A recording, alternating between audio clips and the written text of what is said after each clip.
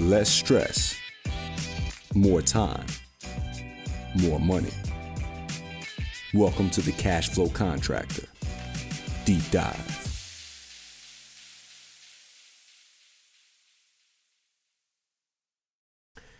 Martin, what advice do you have for me as a new father? I had a guy take me out to breakfast one time and ask me that question. I was thinking about that the other day. Here's my advice: get off your ass. Okay, what do you mean? I mean, you just have a little baby right now. Well, so get off your ass and help Powell.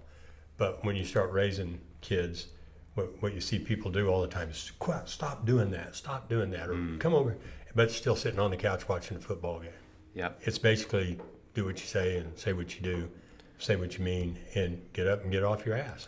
And Jordan Peterson has a really good one. He said, don't let your kids do things that make you not like them. Because if they're irritating you to the point that you don't like them, then that's what their peers, that's going to affect their life. So anyway, there you go. Get off your ass and don't let your kids do things that make you not like them. I like that. But now on a 3-week-old baby, they don't have much influence. No, they don't. Congratulations on that. What kind of a baby did you have? We have a baby daughter. Her name is Mila Lee Benali-Olhaj. Cool. Means dear one. Oh, really? Yeah, in Is Russian. that E-E-R or E-A-R? Dear or dear? Like dear Martin. Like you like them? Oh, yeah.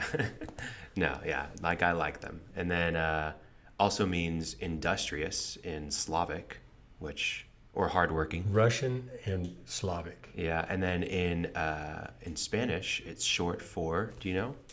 What was it again? Mila. No. Milagros. Milagros. I know is that beans or something like that? No, that's miracle. Miracle. Oh, Yeah, the Milagros bean fields. Remember that? Cesar Chavez. No. Oh, I'm old. Anyways. It also means something else. Have you ever read the book Mila 18? There's a town I think it's a town. If it's not, it's an address. But the Jews in World War II. Well, anyway, Fighting Auschwitz, Exodus, and Mila 18 were the 3 fantastic books about the Holocaust. Okay. Mila 18. I'll have to check that out. Well, thanks for that advice. I appreciate it. Life has definitely changed a lot. Well, you can write that on a card and look at it and actually memorize it. Get off my ass. Don't let my kids do things. I'll just put it in big letters on the wall. Yeah, you can actually probably remember that. Yeah. No, that's good. I think that... Oh, forgot the other. Go ahead. Have a really, really, really great wife. You got that check marked. I got that check marked, absolutely. Absolutely. Super fortunate to have Pal.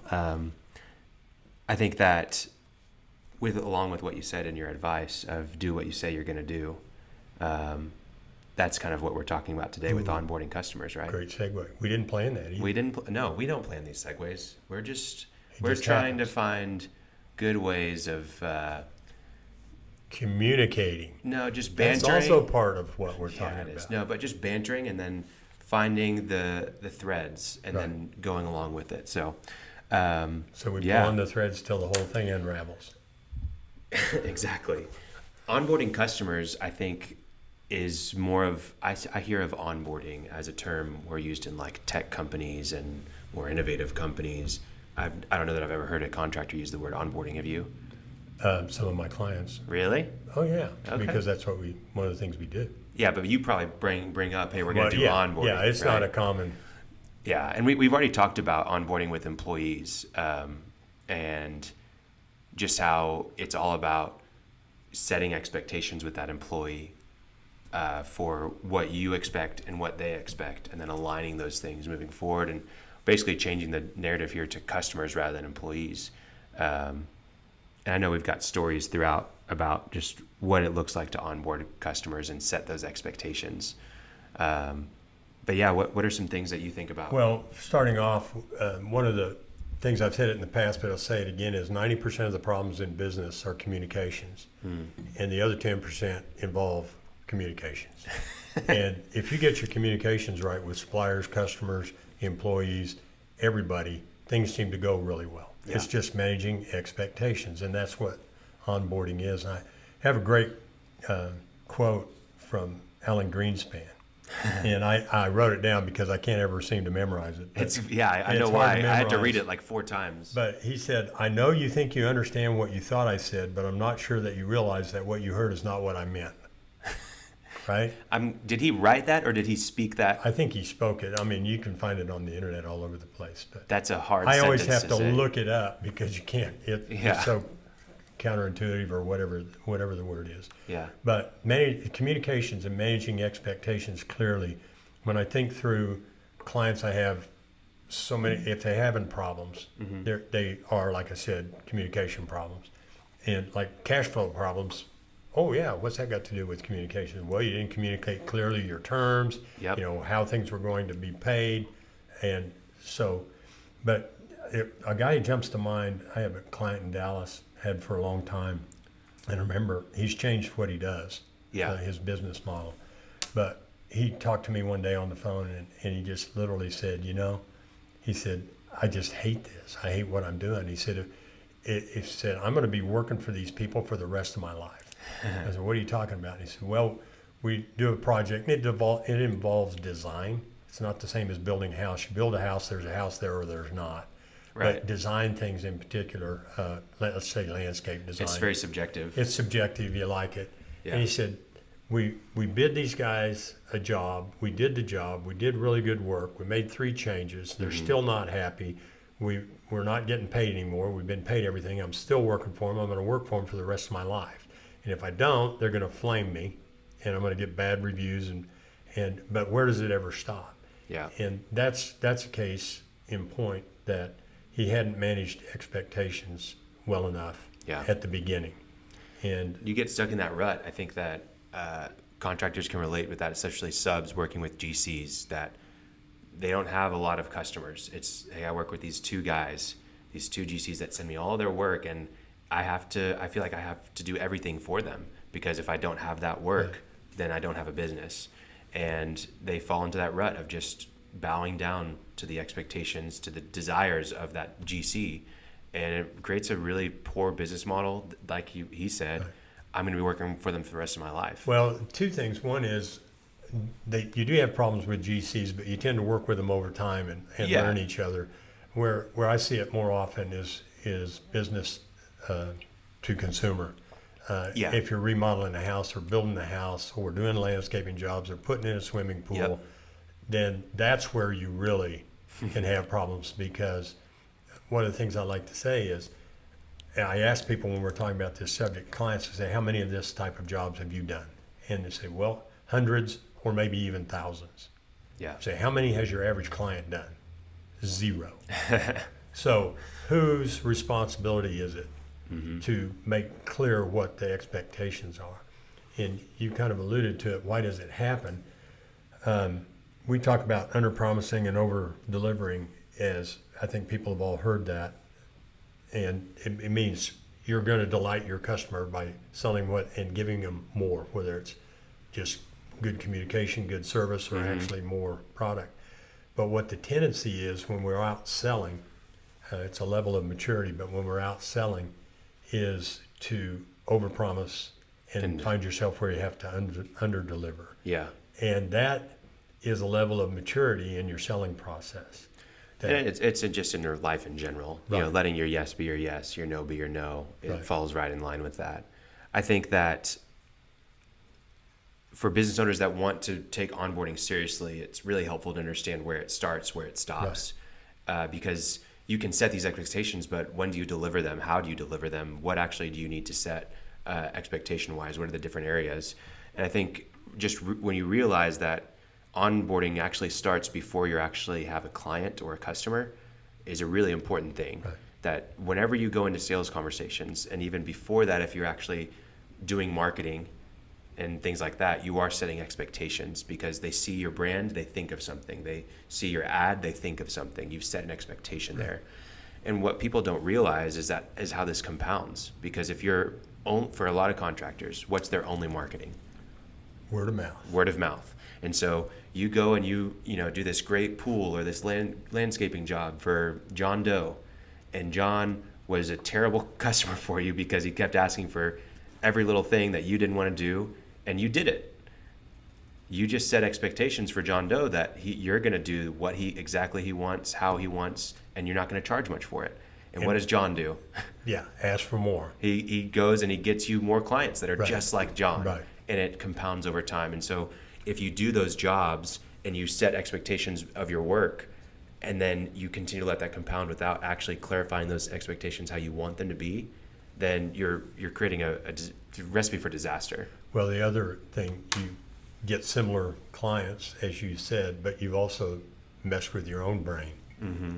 This is who I am, this is how I do it, and you mess with yourself in that you are subordinate to your customer. Absolutely. My dad, the saying is customer's always right, and that's patently false. I mean, the facts are it is not correct. Yeah. But what my dad used to say was customers are always important.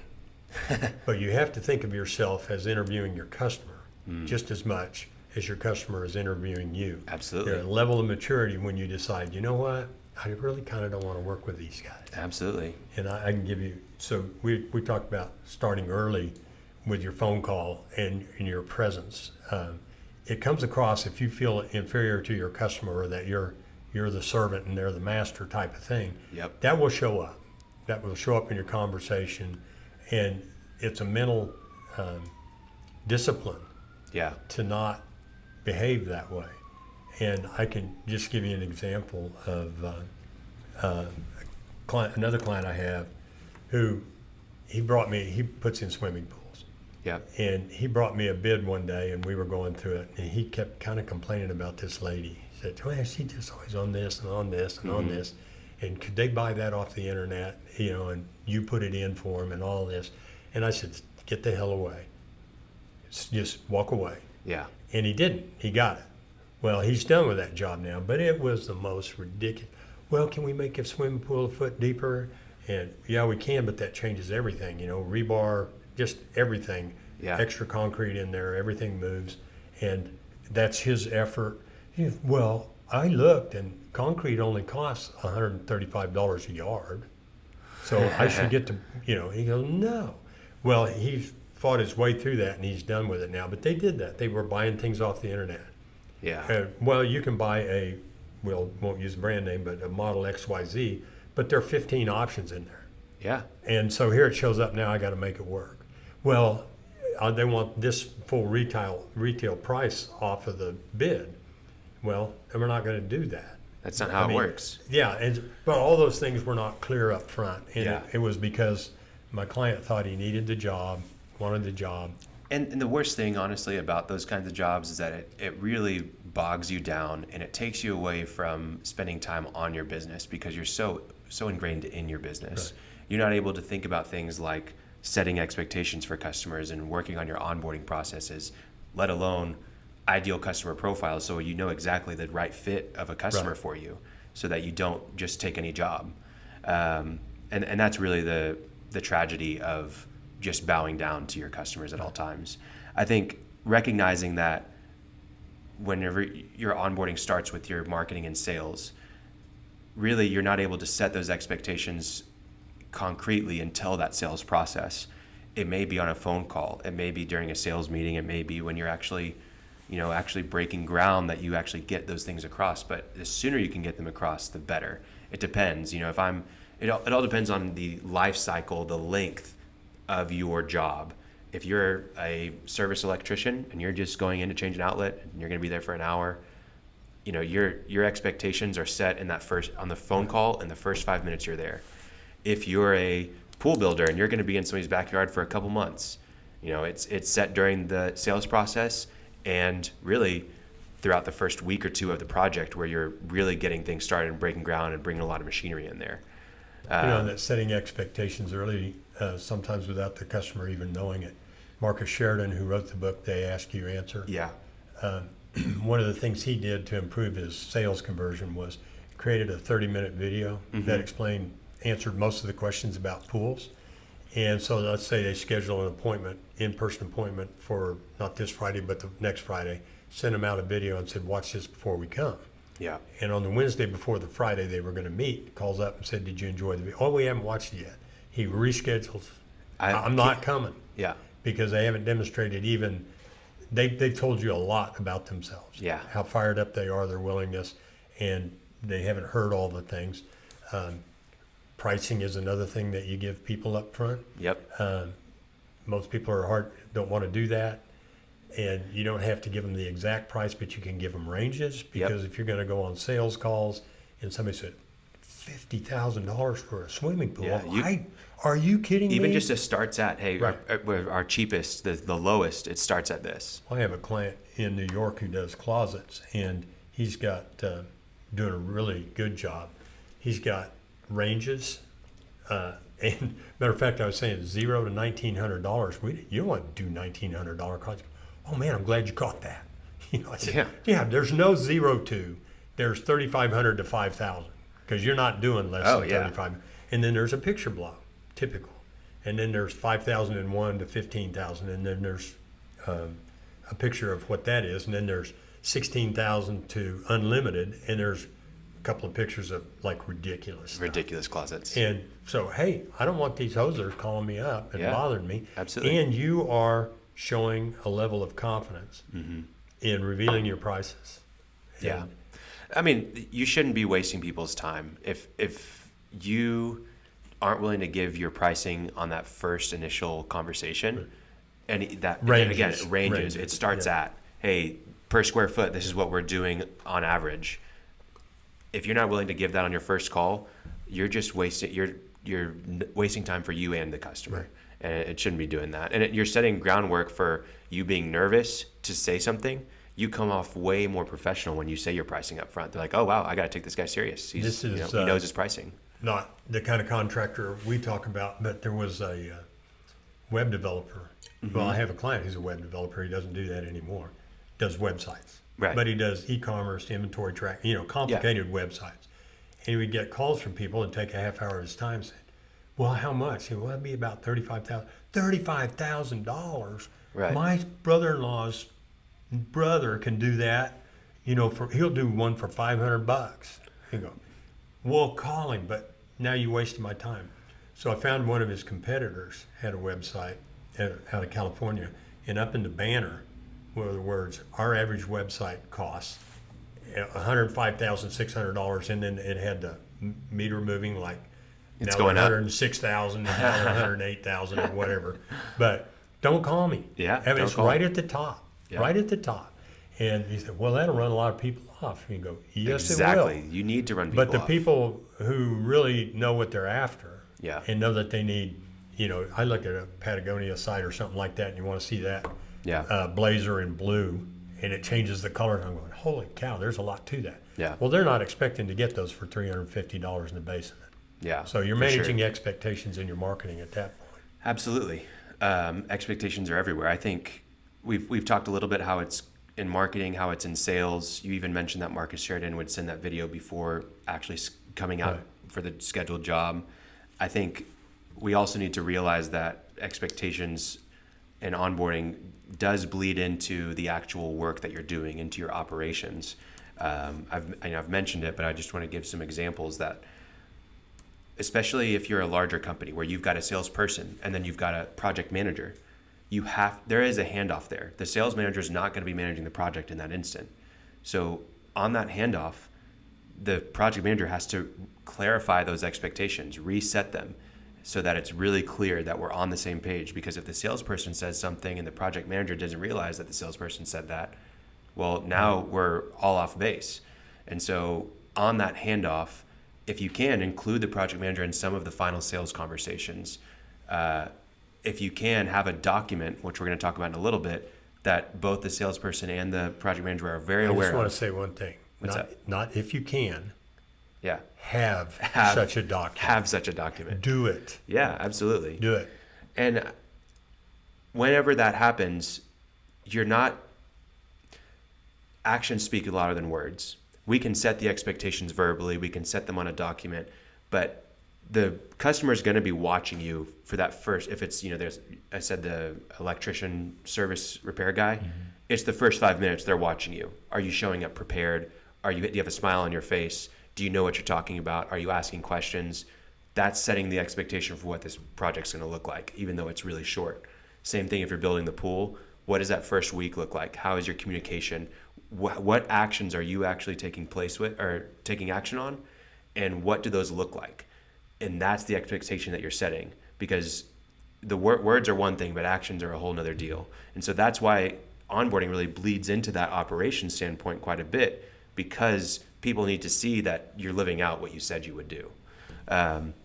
So we have this timeline of onboarding actually bleeding from, hey, we're getting started, but it's bleeding into the sales and marketing a little bit, and it's also bleeding into the operations. So when does it end? When is onboarding in? Yeah. When they're on board. When they're on board. Yeah. Never is kind of the answer. Exactly. That's what I was hoping you'd say. You want to get all the way through the project, and there's a point where you're not talking to people anymore. Mm-hmm. But you need to define when it ends also. Absolutely. And we're talking about it over the whole range, but one thing I want a takeaway for people today, and we mentioned a document, we didn't say what it was. We'll get to it. But I think you have to have all these things you're talking about in writing. Exactly. As I said earlier, you've done hundreds or thousands of these things. You understand that if you're digging a swimming pool, you might hit a sewer pipe, right? Mm-hmm. The owner's not thinking about that. You might be thinking, hey, I got to move a gas line, which for my pool cost $4,000 freaking dollars to move the gas line. Well, I didn't know. I knew it anyway. So things that can happen, and you, as the person who's done hundreds of these jobs, are going to tend to know what those things are that routinely pop up. Now, we also recommend, that's not what this is, but that you're working with contracts on these jobs. It's not just, I'm from the days when we had a handshake. Yeah, that's great, but that handshake kind of deal works with the right people. Yeah. But it's not the way to do business. And the right project. And the right project. Yeah, it's not the way to do business. It's not. Need a contract, but this expectation. So basically, the expectations are written out in a contract, specified. The good thing about having a contract with some of my clients is they get longer and longer. I'll give you an example. The same pool guy, when he was new, well, when you build a swimming pool, three things are going to get destroyed. Fact, end of discussion. Fence, backyard. And your sprinkler system. Right? Yeah. Didn't mention those things in his contract. So the people are going, well, you're going to fix my fence? No, I don't do fence. Well, you tore it up. Are you kidding me? The sprinkler system used to work, and now it doesn't work. And they kind of understood a little bit about the yard, but that's the easiest one. You can take a skid steer in there and smooth it out. What happens if you do hit a sewer pipe? All of those things wind up into your contract, but they also need to be on this expectation document. Absolutely. And my reasoning for that is, this is just me talking, but I've always assumed that a contract meant something else than what it actually says. Because as I read it, it refers to the aforementioned and the, hereinafter known as the consumer and hereinbefore known as the provider. Yep. And you're kind of reading back to except as laid out in paragraph 3, and you're going, I don't know what this means. An expectation document is different. It's clear. It's different. Yeah, your contracts you want to cover you. Right. Your expectations document, you want to make sure it's clear what they can expect. Yes. You don't want any blurred lines. You really want it. It doesn't, you can even say on there, contract controls, because it does. But here are things that we need to have clarity on. Yeah. And you don't soft pedal it. We'll try to avoid your sprinkler. We are going to tear up your sprinkler system. I do not fix sprinkler systems. If you want me to, I'll help you find a contractor. Yep. Right? Here's one that comes up all the time. No change will be made to this contract without a written, co-signed change order that describes what you're doing and what the effect on the price is. Yep. Right? Absolutely. Signed. Other things that go wrong is buying the stuff off the internet. When you bid, everybody knows this that's listening, every contractor anyway. When you're bidding, there's kind of a profit for the whole job. Yep. You don't just get to pull out the spa or the controller and give them retail price credit for that, because you could get it down to where all you're doing is this one thing and your margin is so small. You might be percentage-wise good, but it's so small, it doesn't really justify you even going out there, let alone the design work and all that stuff that you did. So you make it clear. Yeah. No substitutes. This is a turnkey job. Yeah. Communication. Hey, you're not going to text me in the middle of the night. Right. Hey, we answer phone calls from this time to this time. We reply to emails. If we don't hear from you in 72 hours, your project will be delayed. Right. You know, And things like for that. choices, like you got to pick the tile color or the paint color or whatever it is. That Weather. hold up the job. We don't control the weather. It's going to delay our project. Right. Expect it. You know. Just things. A lot of people think, well, it hasn't rained for 3 days. Yeah. Well, in the meantime, your subs all went to another job and they're going to be there for a week. Yeah. So they need to understand that a one-day rainstorm and a one-day dry out doesn't mean you start on the third day. Exactly. You need to tell them, and that's kind of where we go back to confidence in the selling. You didn't oversell by not telling them that, but you kind of did by a sin of omission. Yeah. Because that stuff's likely to happen and you didn't tell them that. Absolutely. And they need to understand. They'll get mad at you anyway, but you at least have this document that they've initialed each one of these lines. You also, on an expectation document, well, I guess when you're creating it, and we'll talk about this at the very end, but the method is think of all the things that have gone wrong where you've had problems and misunderstandings and the customer didn't know. Just think of them and address you don't have to address everything that can possibly go wrong because that's kind of making excuses. Absolutely. But just the common things that you know are very likely to happen and discuss them. I think just for you the questions you can ask yourself are, what will this look like if it's a success for both of us? Because you want to understand you want to let them know what they can expect from you. That, hey, you are going to respond within 48 hours. That you are going to, cover damage to whatever on their property. But you want to understand what it looks like as a success for you and the customer. Mm-hmm. You want to define what a failure is as well. What does a failure look like for you and the customer? And then what are the things that are going to frustrate you? Make sure you include those on the expectations document. I don't want this. This isn't going to happen. This isn't what we do.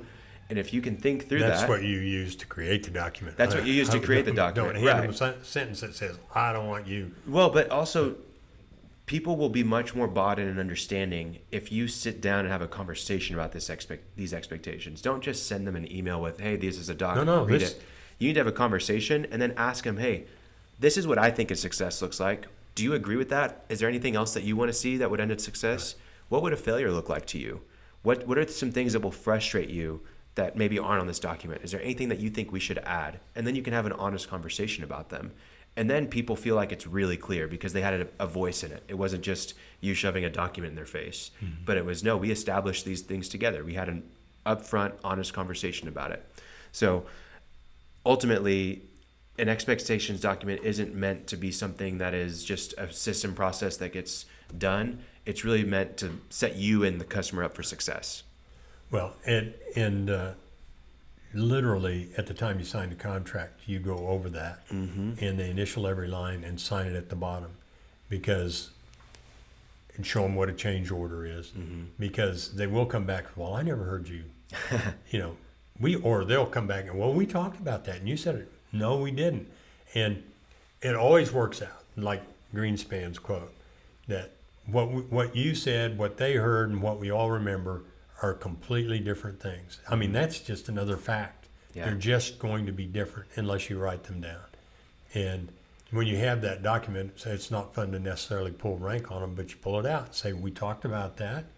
I told you this is how it's going to work.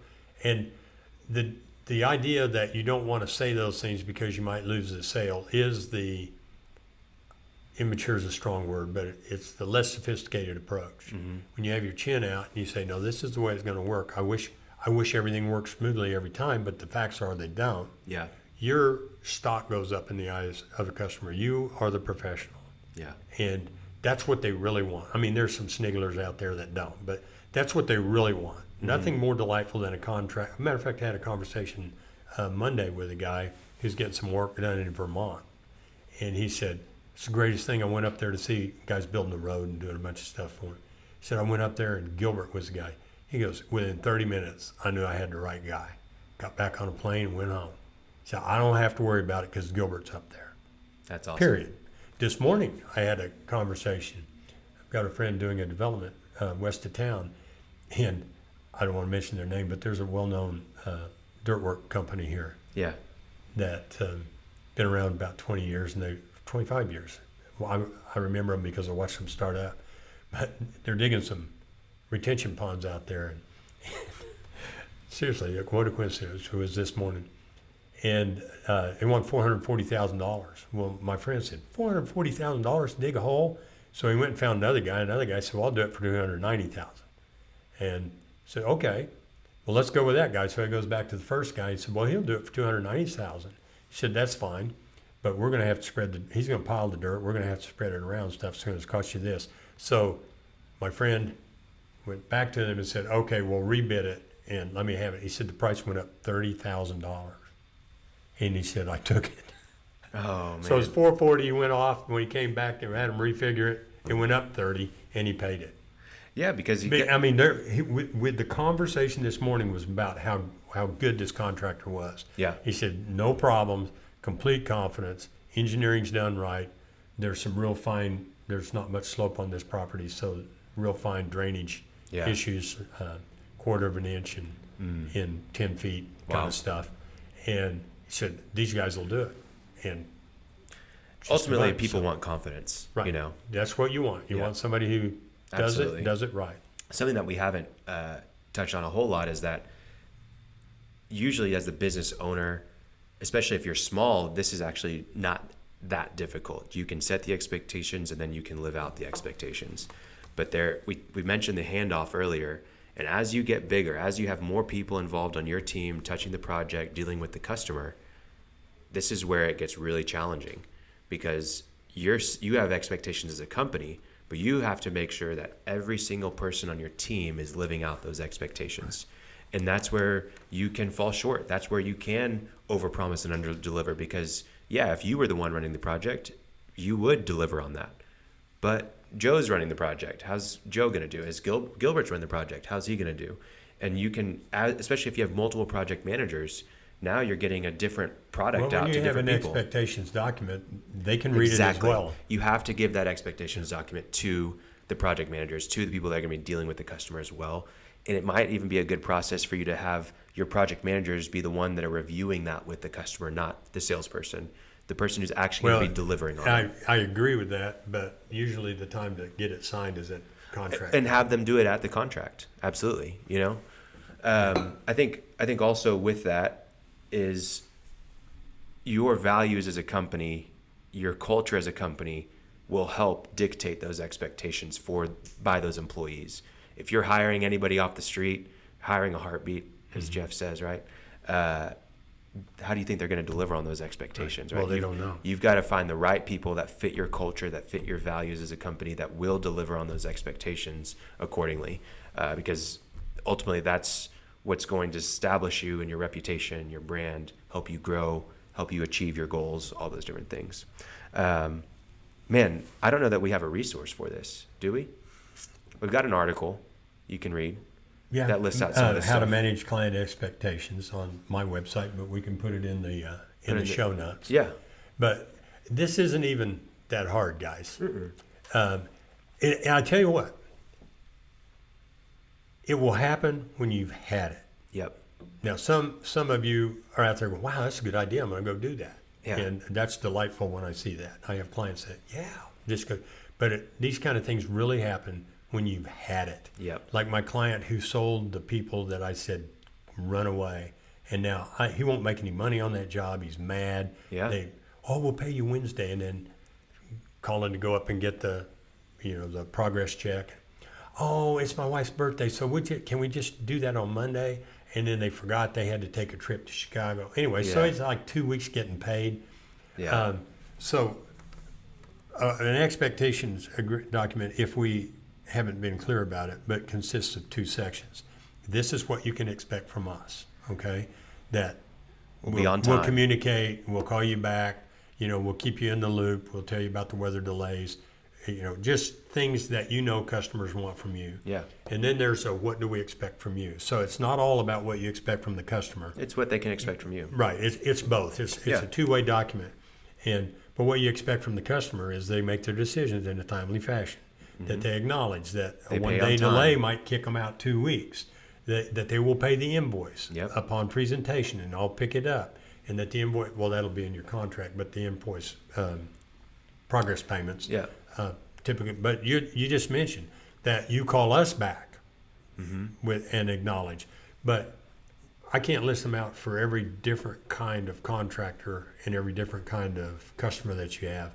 But you just think about the thing. Matter of fact, you're probably mad at somebody right now, Yep. right? Well, they didn't get it. They didn't understand it. One, I wouldn't leave it. Not every contractor, change order document. You don't even stress over it. Get online and find a change order document with a date, a description of what you're doing, the agreed cost on that, any other terms in it, and you both sign it. And you don't do anything without that, Nope, not at all. because that just messes up more. Yeah, Yeah, absolutely. well, you told me. Well, And that, just to help with all this stuff, we're touching on a lot of different areas because this is onboarding and we're talking about expectations. And the reason why is because onboarding is setting the expectations of you and the customer, aligning them, and then achieving them. But a lot has to happen for you to be able to do that. You do have to have the right people. You do have to have systems in place that allow you to accomplish things on time in a strategic fashion that's efficient and streamlined. And you really have to communicate those processes as well. Hey, here's how we do this. That's what that 30-minute video that you said from Marcus Sheridan. Make sure that you're outlining what the entire process is, not just what your expectations are today, but here's what the entire project's going to look like. And here's the phases that we're going to go through. That's for dealing with the homeowner, but if you're dealing with a GC, it's not necessarily that much, but you want to make sure that with the GC, you're communicating those payment terms. Hey, here's how we work. Here's the guys that are going to be on your job, all those different things. So it covers a lot of area more than expectations, but that's the foundation of it, is setting those expectations, aligning them, and then meeting them. I think the setting your own expectations for your company, it really does. The centerpiece of it is an expectations document that we've been describing. You're going to do this, we're going to do that, and you can put that on your website. They can go read that thing. Absolutely. And you can print it off and take it to the sales meeting. But they need to understand, and you'll appear to be the pro. What's that old football You'll be deal? way more Act respected. Like some coach said, act like you've been there before in the end zone. Yeah. Don't do the shimmy. Act like you've been there before. It's kind of, you're the professional, and you politely take charge when you go in and say, I've heard what you said, now here's how it works. Yeah. I've done this before, you never have. You don't have to say it that way, but you communicate. I've done this many times. You've never done it. And if they want to act like they did, well, then that's one that you maybe walk away from. Yeah, absolutely. Well, we'll put examples in the show notes. Anything else we want to talk about with customer onboarding and setting those expectations? I think we covered it. I think we covered it. If you have questions, reach out to us. We'd love to talk more about it. But Martin, thanks for having a deep dive together. Yes, sir. It's good to be you back. You too. All right. See ya.